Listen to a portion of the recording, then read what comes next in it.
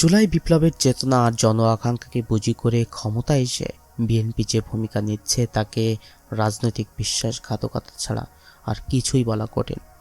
৫ আগস্টের পর দেশের মানুষ আশা করেছিল নতুন সরকার জুলাই সনদ বা বিপ্লবের মূল দাবিগুলোকে অগ্রাধিকার দিয়ে রাষ্ট্র সংস্কারে নামবে, কিন্তু বাস্তবে দেখা যাচ্ছে তারা সেই নৈতিক দায়বদ্ধতাকে তুচ্ছজ্ঞান করে কেবল নিজেদের ক্ষমতা টিকিয়ে রাখার এবং সংসদীয় সুযোগ সুবিধা ভোগ করতেই বেশি আগ্রহী হয়ে পড়েছে। তীব্র সমালোচনার জায়গাটি হলো তাদের দ্বিমুখী অবস্থান।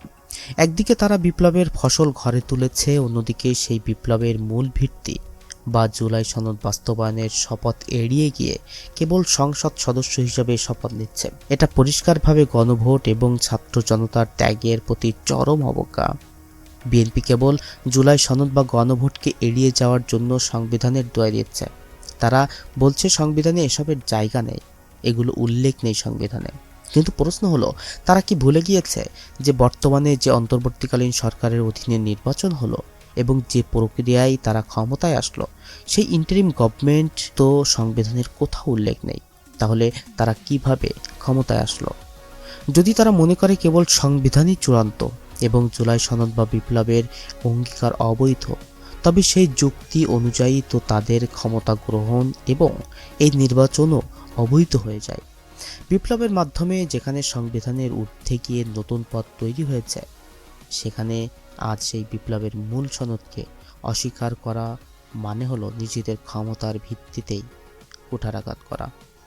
এটা পরিষ্কার যে তারা জুলাই আন্দোলনকে কেবল ক্ষমতায় যাওয়ার সিঁড়ি হিসেবে ব্যবহার করেছে।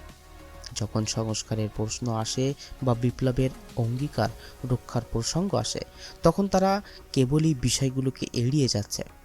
এটি কেবল রাজনৈতিক সুবিধাবাদ নয়, বরং যারা রাজপথে রক্ত দিয়েছে তাদের সাথে সরাসরি প্রতারণা।